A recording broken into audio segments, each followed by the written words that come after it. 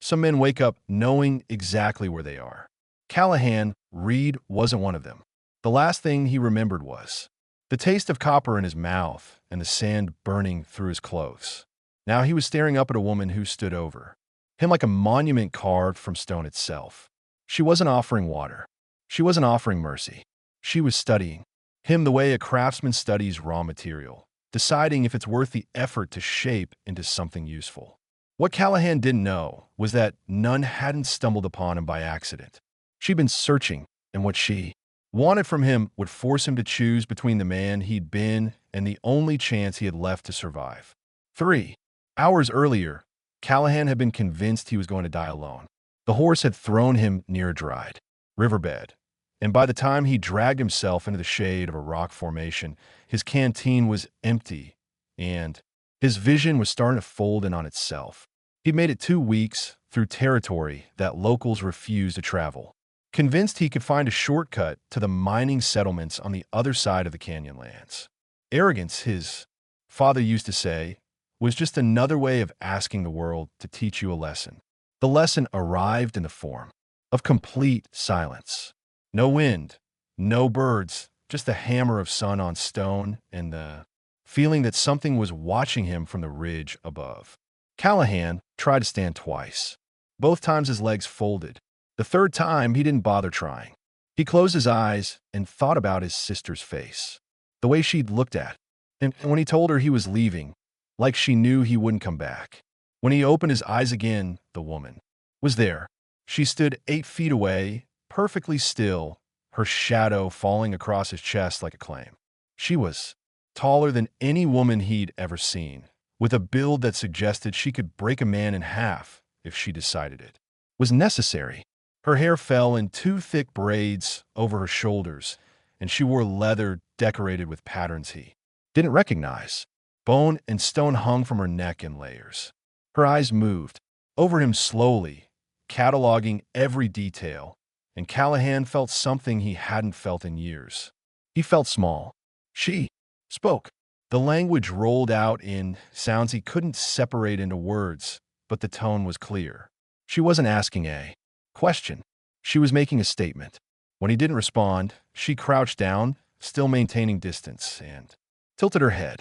Her gaze moved from his face to his hands, lingering on the calluses, then to the knife still strapped to his belt.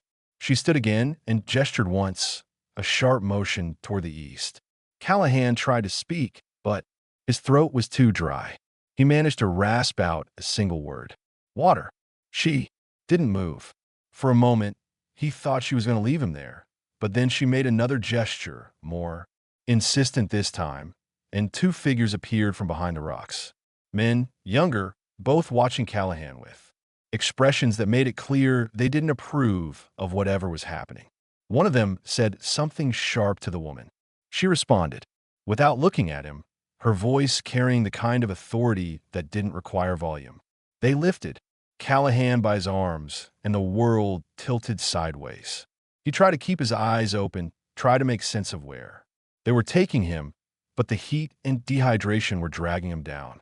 The last thing he saw before consciousness slipped away was the woman walking ahead of them, her stride steady and certain, like someone who'd already decided how this was going to end. When he woke again, he was lying on woven blankets inside a structure made of branches and hide. The air was cooler. Someone had given him water. And through the gap in the entrance, he could see the woman sitting outside, her back straight, her hands resting on her knees. She wasn't looking at him, but Callahan had the distinct feeling that she knew the exact moment his eyes had opened, that she'd been waiting for it, and that whatever came next wasn't going to be anything like rescue. Callahan spent the first 2 days drifting in and out of awareness, his body pulling him under every time consciousness tried to surface. When he finally managed to stay awake for more than an hour, he discovered that staying alive came with conditions. The younger men who'd carried him brought food and water, but they did it with the kind of silence that made it clear he wasn't welcome. One of them, lean and sharp-eyed, would set the bowl down just outside arm's reach, forcing Callahan to crawl for it. The message was obvious. You're here because she allows it, not because we want you here. Neon appeared twice each day, once at dawn and once as the light turned amber across the canyon walls. She never spoke to him directly. Instead, she would crouch at the entrance of the shelter, her presence filling the space, and watch him eat. The first time Callahan tried to say something, tried to form the words, "Thank you," but she held up one hand, stopping him cold. The gesture wasn't harsh. It was absolute. When she was ready for him to speak, she would let him know. On the third day, Callahan was strong enough to sit up without his vision swimming. He noticed details he'd missed before. The camp was small, maybe 15 people, but it felt organized with a precision that suggested they'd moved many times before. Shelters were arranged in a loose circle, each positioned to maximize shade and line of sight. Children played near the center, their laughter quick and bright, while older women worked on tasks he couldn't identify from a distance. Everyone moved with purpose. No wasted motion, no idle hands, and everyone watched him. Not openly, but Callahan had spent enough time in places where he wasn't wanted to recognize the weight of collective judgment. These people had seen outsiders before. They knew what men like him brought with them. Trouble at best, violence at worst. The fact that Negan had chosen to bring him here didn't erase that history. It made them more suspicious, not less. By the fourth day, Callahan could stand. He made his way outside, testing his legs, and found none speaking with three older members of the group. They stood in a tight cluster, their voices low but animated.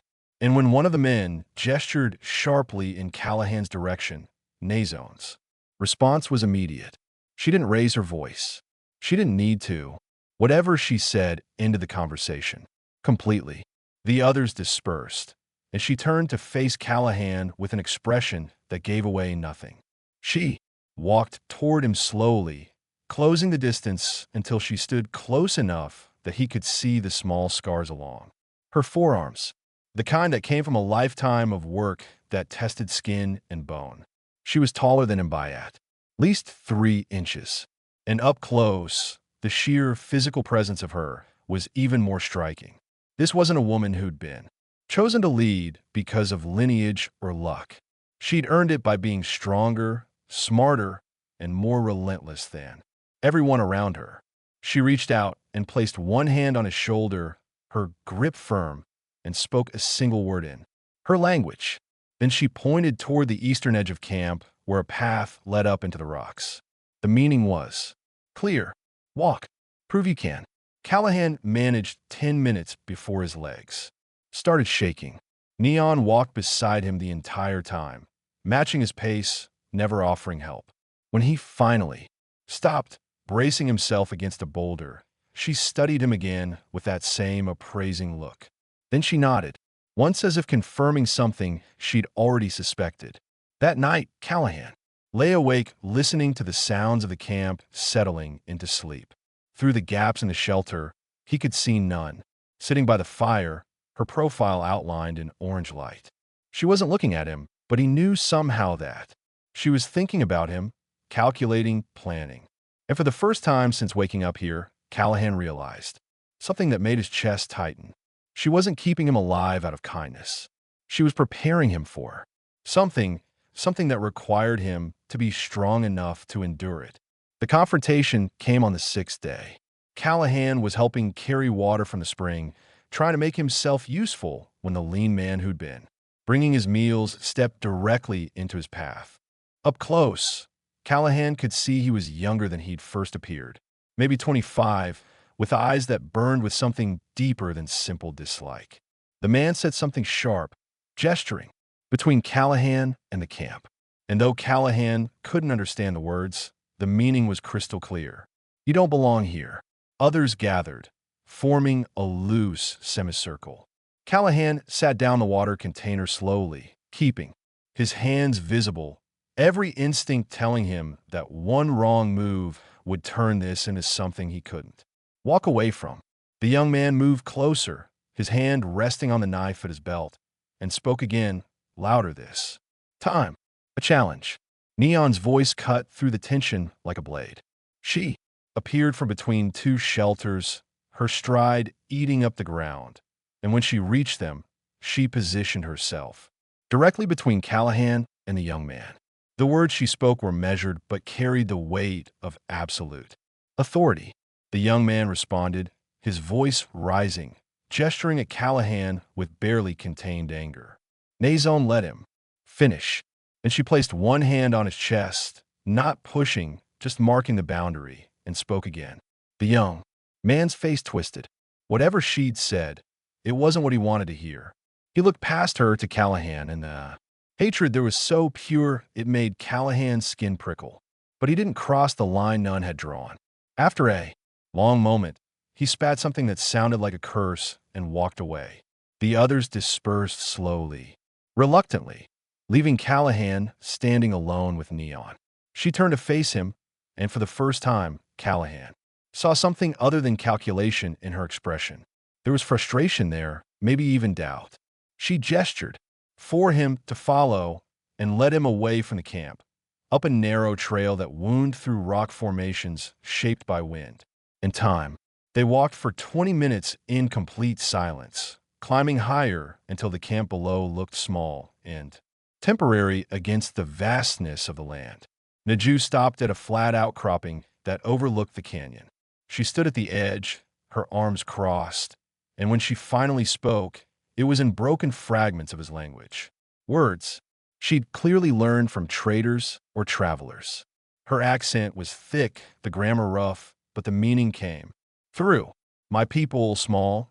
She held up her hand, fingers spread, then closed. 3 of them. Was many, now few. Callahan waited, understanding that this was more than she'd shared with anyone in a long time. Need strong. She touched her chest, then gestured to the camp. Below. Need future. Need blood that fights. She turned to look at him directly, and the intensity in her gaze made it hard to breathe. I see you in desert. Dying. Still fighting. Still trying. She tapped her temple. Strong here. Then her chest. Strong here. The pieces started falling into place, forming a picture that Callahan hadn't wanted to see. She hadn't saved him because she was kind. She'd saved him because she needed what he represented. New strength, new possibilities away. To keep her people from disappearing completely. The young one, Callahan said carefully. He was supposed to be chosen, wasn't he? Nazone's expression hardened. She didn't confirm it with words, but she didn't need to. The silence was answer enough. How many others wanted that honor? Callahan asked. She held up 2 fingers. 3 men who'd expected to be selected. 3 men who now saw him as someone who'd stolen what should have been theirs. Najon moved closer, her presence filling his entire field of vision. She placed both hands on his shoulders, holding him in place, and spoke slowly, making sure he understood every word. You choose. You stay, you live. You go, you die. She released him and stepped back. I choose you. Now you choose. She walked back down the trail, leaving Callahan alone on the outcropping with a view that stretched for miles in every direction. Beautiful, merciless, and completely indifferent to whether he survived or not. Behind him, he heard footsteps, light, deliberate. Someone had followed them up the trail, and somehow Callahan knew it wasn't someone who wanted to see him make it. Back down alive. Callahan turned slowly, keeping his movements deliberate. The lean man from earlier stood 15 feet away, his hand resting on his knife, his body coiled tight with intention. Behind him, the sun was dropping toward the horizon, turning the sky copper and gold. Beautiful timing for something ugly. The man spoke, his voice steady and cold. Callahan didn't need translation. The message was in the stance, in the way he'd positioned himself between Callahan and the path down. This wasn't going to end with words. I don't want to fight you, Callahan said, knowing the man probably couldn't understand, but needing to say it anyway. She made her choice. That's between you and her. The man spat to the side and drew his knife. The blade caught the light, well-maintained and sharp. This wasn't a tool. It was a weapon he knew how to use. He moved forward 3 steps, closing the distance in Callahan's Options narrowed to almost nothing. Run, and he'd get a knife in his back. Fight, and he'd likely lose. Stand still, and he'd definitely die. Callahan raised his hands, palms out, and took one step, back toward the edge of the outcropping. The man smiled, thin and mirthless, thinking he'd cornered his prey. He moved faster, covering the ground between them, and Callahan did the only thing that made sense. He dropped low, grabbed a handful of loose rock and sand, and threw it directly into the man's face. The man jerked back one, hand coming up instinctively, and Callahan used the half-second of confusion to rush forward. He caught the man's knife arm at the wrist, twisted hard, and brought his other elbow up into the man's ribs. The impact drove the air from both of them, and they went down in a tangle of limbs and dust. The knife skittered away across the stone. They rolled twice, each trying to gain position, and Callahan realized with cold certainty that the man was stronger. Then he looked faster, too. A fist connected with Callahan's jaw, snapping his head sideways. And for a moment, the world went white at the edges. He felt hands on his throat, squeezing, and instinct took over. He drove his knee up, hard, once, twice, until the grip loosened enough for him to break free. Callahan scrambled backward, gasping, and saw the man reaching for the knife. Without thinking, Callahan kicked it over the edge of the outcropping. The blade tumbled down into the rocks below. Lost, the man's face twisted with rage, and he lunged forward with bare hands, going for Callahan's throat again. This time, Callahan was ready. He sidestepped, caught the man's momentum, and used it to send him stumbling toward the edge. The man's feet slid in the loose gravel, arms windmilling, and for one terrible moment, Callahan thought he was going to fall. But the man caught himself, dropping to his knees, breathing hard. They stared at each other across 10 feet of stone, both bleeding, both exhausted. The man's expression had changed. The hatred was still there, but something else had crept in underneath. Respect, maybe, or at least recognition that Callahan wasn't easy prey. Footsteps echoed up the trail, multiple people moving fast. Nazone appeared first, her eyes taking in the scene instantly. Behind her came 2 older men, and when they saw what had happened, their faces hardened. One of them barked something at the lean man, who slowly got to his feet, still watching Callahan with unreadable eyes. None walked past Callahan without looking at him and stood before the young man. She didn't raise her voice, but the words she spoke carried enough weight to make him flinch. When she finished, she pointed down the trail. The man hesitated, glanced once more at Callahan, then started walking. The 2 older men followed, leaving Callahan alone with none. She turned to him, examining the blood at the corner of his mouth, the marks already darkening on his throat. Then she did something unexpected. She reached out and touched the bruise forming along his jaw, her fingers surprisingly gentle. "Good," she said in her broken version of his language. "You fight smart, not just strong." She stepped back and looked toward the camp below, where fires were being lit against the coming darkness. "Tomorrow we talk. Tomorrow you understand everything." She walked away, leaving Callahan standing alone on the outcropping, tasting blood and wondering what understanding everything was going to cost him. Dawn came cold and sharp. Callahan woke to find an older woman sitting outside his shelter, waiting. She gestured for him to follow, and they walked through the quiet camp to a larger structure at the far edge, set apart from the others. Inside, Najoni sat with 3 elder women, all of them watching as Callahan entered. The space felt formal, purposeful. This wasn't a casual conversation. This was ceremony. Neon gestured to a spot across from her, and Callahan sat, feeling the weight of 4 pairs of eyes measuring him. One of the elder women spoke first, her voice carrying the texture of decades. And though Callahan couldn't understand the words, he recognized the cadence. She was telling a story about loss if he read the sorrow in her expression correctly, about necessity. When she finished, Nazone leaned forward, her hands resting on her knees. She spoke slowly, choosing each word. With care, building sentences in his language piece by piece. My people are dying. Not from war, not from hunger, from forgetting how to be strong. She paused, making sure he understood. Our 15 was 50. Every year, fewer children, fewer warriors. The blood is too close. Brother, sister, cousin, all the same family, children born weak. Some die young, others never born at all. One of the elder women added something, her voice bitter, and Najon nodded. Other tribes take our young men. Better offer, stronger family, we lose them. And women who stay, they have no one to choose who is not blood. Callahan felt his chest tighten as the picture became clear. This wasn't just about tradition or preference. This was about survival. The clan was collapsing inward. The gene pool too shallow to sustain itself. Basic biology wrapped in desperation. I am matriarch. None. Continued. I choose for the people, not for myself. She touched her chest. I have no children, no husband. I wait for the right choice. Strong blood, smart blood. Someone who fights to live even when dying. She stood and moved closer, crouching in front of him so their eyes were level. I watch you in the desert. You are alone, hurt, water gone. Any man would lay down and die. But you keep trying. You drag yourself into shade. You protect your knife, even when you can barely move. This tells me what you are inside. Callahan's mouth went dry. You want me to father your children, not just mine. None gestured to the elder women. We have 4 women of age. Strong, healthy, no husband.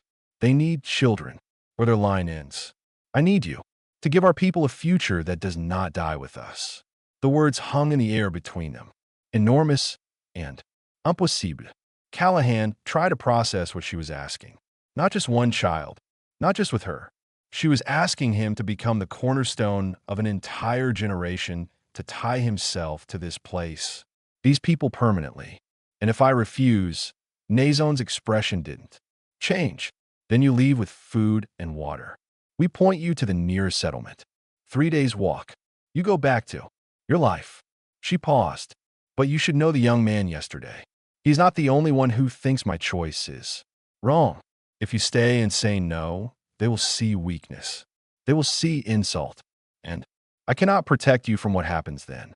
One of the elder women spoke, her tone gentle despite the harsh reality of her words. Nazon translated. She says you have until tomorrow's dawn. She says, choose with your mind and your heart. Both must agree or you will regret it. Nazon stood, placing one hand briefly on his shoulder. The gesture felt different now.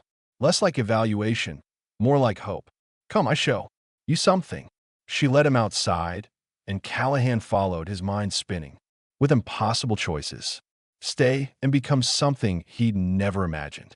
Leave and wonder for the rest of his life if he'd walked away from the only thing that had ever truly needed him. At the center of camp, children played in the morning light, their laughter high and pure. None stopped watching them, and when she spoke, her voice carried a weight that made Callahan's throat tighten. That sound dies with us if you go. No children, no laughter, no future, just old people waiting to become dust. She turned to look at him. You think about that. You decide if their silence is worth your freedom. She walked away, leaving Callahan standing there, watching children who might be the last generation, listening to laughter that might be the last echo of something about to disappear forever. Callahan spent the day walking the edges of camp, thinking every path his mind took led back to the same impossible junction. Stay and become something unrecognizable. Leave and carry the weight of what he'd refuse for the rest of his life. Neither option felt like freedom. Both felt like different types of cage. He thought about his sister, the way she'd looked at him when he told her he was leaving to find something worth doing. He'd spent 3 years drifting from one mining camp to another, one failed venture after another, looking for purpose in places that had none to offer. And now he'd found it in the last place he'd ever expected, in the eyes of a woman who saw him not as a drifter or a failure, but as someone worth building a future around. As the sun dropped lower, Callahan found himself near the spring where water pulled in a natural basin carved from stone. Najui was there alone, refilling containers. She glanced up when he approached, but didn't stop working. For a long moment, neither of them spoke. Then Callahan sat down on a flat rock nearby, watching the way the fading light caught the water. "Can I ask you something?" he said. Najon nodded, setting down the container she'd been filling. "Why didn't you choose one of your own people? Someone who already knows your ways? Someone who speaks your language?" She considered the question, her hands resting on her knees. "I did choose 3 times. 3 men I thought were strong enough, smart enough." She paused, and something like pain crossed her face. First one, he was proud. Thought being chosen meant he was better than others. Treated women like they should be grateful. I sent him away. The second, weak inside, strong body, weak spirit. When times were hard, he blamed others. Blamed me. Said I was the reason the people were dying. She looked directly at Callahan. A man who cannot carry his own weight will crush everyone around him. And the third, Najan's jaw tightened. He loved me. Real love. But he could not separate love from duty. Every choice became about what would make me happy, not what would keep the people alive. Love like that is dangerous. It makes you blind. Callahan absorbed this, understanding what she wasn't saying. She needed someone who could see her as a partner in survival, not as a prize or a burden or a deity. Someone who would make hard choices based on logic and necessity, not emotion. "You don't know me," Callahan said quietly. "I could be any of those things. I watched you die." None replied. "And you would not stop fighting, even when your body had nothing left. Your mind kept searching for ways to survive. That is not pride. That is not weakness. That is the thing that keeps people alive when everything else fails." She stood and walked closer until she was standing directly in front of him. Up close, Callahan could see the lines at the corners of her eyes, the silver, beginning to thread through her dark hair. She was maybe 5 years older than him, and every year showed in the set of her shoulders, the straightness of her spine. She'd carried her people through things he couldn't imagine. "You are afraid," she said. Not a question, a statement. "Good. Fear means you understand what you are choosing. A man with no fear makes stupid choices." Callahan looked up at her, at this woman, who'd save his life for reasons that had nothing to do with kindness and everything to do with survival. "If I stay, I need to know something. Do you want me here because I'm useful, or because you see something in me that's worth more than utility?" Nazone reached out and placed her hand against his chest over his heart. The gesture was firm, grounding, and Callahan felt the warmth of her palm through his shirt. "I see both, and I need both." She withdrew her hand. "You decide now, because tomorrow the choice becomes permanent." She picked up the water containers and walked back toward camp, leaving Callahan sitting alone by the spring. He stayed there as the stars began to appear, as the temperature dropped and the desert night settled in around him. He thought about his sister's face, about the children's laughter, about the way neon had touched his chest, not like she was claiming him, but like she was asking him to choose himself. When he finally stood and walked back toward camp, he knew what his answer would be. The question now was whether he had the courage to say it out loud. Callahan found Negan at first light, standing at the eastern edge of camp, watching the sun break over the canyon rim. She didn't turn when he approached, but he saw her shoulders shift slightly, acknowledging his presence. He stood beside her close enough that their arms almost touched and waited for his heartbeat to steady before speaking. "I'll stay," he said. "I'll do what you're asking." None was quiet for a long moment, and when she finally looked at him, her expression was unreadable. Then she nodded once, a gesture that seemed to carry the weight of everything that would follow. "Good. Now the hard part begins." She led him to the center of camp where the entire group had gathered, forming a loose circle. The elder women stood together, their faces solemn. The young man who'd fought Callahan on the outcropping was there, too, his expression carefully neutral. Nazone stepped into the center of the circle, and when she spoke, her voice carried to everyone present. Callahan couldn't understand the words, but he recognized the formality of what was happening. This was announcement, a declaration. When she finished, she extended her hand toward Callahan, inviting him to step forward. He moved into the center beside her, feeling the weight of every eye on him, and Najon placed her hand on his shoulder, a gesture that seemed to mark him as something other than outsider. The response from the group was mixed. Some of the elder women nodded, approval clear in their faces. A few of the younger men looked away there, disapproval obvious but contained. The children watched with curiosity, whispering to each other, and the lean man who challenged him met Callahan's eyes with an expression that wasn't quite acceptance, but wasn't pure hatred. Either something closer to resignation. One of the elder women stepped forward and spoke directly to Callahan, her tone formal but not unkind. Najon translated, "She says you will learn our ways, our language, our skills. You will earn your place here, not just by blood, but by effort. She says this is the only way. The people will accept you fully." Callahan nodded. "I understand." The elder woman continued in neons. Translation became more serious. "You will be taught by different members of the group how to track, how to read the land, how to move without being seen. These things keep us alive. If you cannot learn, you cannot stay." "I'll learn," Callahan said, directing his words to the elder woman even though she couldn't understand him. Nazone translated, and the woman studied him for a long moment before nodding. The circle began to break up, people returning to their tasks, and Callahan felt the shift in atmosphere. He was no longer a stranger being tolerated. He was something else now, a candidate, someone who had to prove himself worthy of the choice that had been made. The lean man approached, stopping a few feet away. He looked at Callahan for a long moment, then spoke in halting, broken fragments of Callahan's language. "You fight good, but fight is easy. Living here is hard." He gestured to the camp, the canyon, the vast emptiness beyond. "We see if you are strong enough."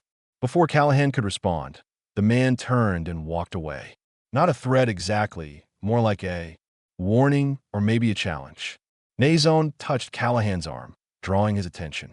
"Come, we start now." She led him to a group of younger men who were preparing to leave camp, carrying weapons and packs. One of them was the lean man, whose name, Najir explained, was Tsuda. The others were introduced, with names Callahan struggled to pronounce, but they repeated them patiently until he got close enough. They were going to hunt, and Callahan was going with them. Tsuda looked at Callahan with something that might have been amusement. "You know how to be quiet." "I can learn," Callahan replied. "Good, because if you scare the game, you eat last." Tsuda's mouth curved into something that wasn't quite a smile. "Maybe you eat nothing." They set out as the sun climbed higher, moving into the canyon lands with a silence that made Callahan feel loud and clumsy by comparison. Every step he took seemed to announce his presence. Every breath felt too harsh, but the men around him didn't mock him for it. They simply moved ahead, showing by example what quiet actually meant. By midday, Callahan's legs were screaming and his lungs burned from the pace they kept. But when Tsuda glanced back and saw him still keeping up, still trying, something shifted in his expression. Respect earned the hard way, one step at a time. And somewhere behind them, back in camp, Najon stood, watching the horizon, waiting to see if the man she'd chosen would survive his first real test. 6 months changed everything. Callahan no longer thought in his old language first. The words came naturally now, shaped by the rhythm of the people around him. His hands had learned to read tracks in dust, to set snares that actually caught game, to repair tools with materials pulled from the canyon itself. The sun had darkened his skin, and the work had changed his body, stripping away softness and replacing it with the kind of lean strength that came from necessity. He sat with Tsuda near the fire, both of them working leather in comfortable silence. The tension between them had burned away during a hunt 3 months back when Callahan had pulled Tsuda back from a ledge that was giving way beneath his feet. After that, the challenges had stopped. Not because Tsuda liked him exactly, but because he'd proven the thing that mattered most. He was willing to risk himself for the group. None approached from across the camp, and Callahan felt his pulse quicken the way it always did when she was near. That hadn't changed. If anything, it had intensified.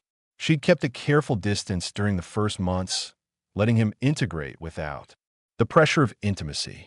But in the past few weeks, something had shifted. She'd started sitting closer during meals, finding reasons to work beside him, touching his arm when she spoke, her hand lingering just a moment longer than necessary. She crouched beside him now, watching his hands move over the leather. "You do it like you were born." "Doing it," she said. "I had good teachers," Callahan replied. He glanced at Tuda, who nodded, slightly acknowledging the compliment. Najuan's expression grew serious. "Walk with me." They moved away from the fire toward the edge of camp, where the canyon opened into darkness and stars. Naju stopped and turned to face him, and even in the low light, Callahan could see something different in her eyes. Something that made his breath catch. "It is time," she said simply. Callahan understood immediately. This was the moment everything had been building toward, the real beginning of what she'd asked him to do.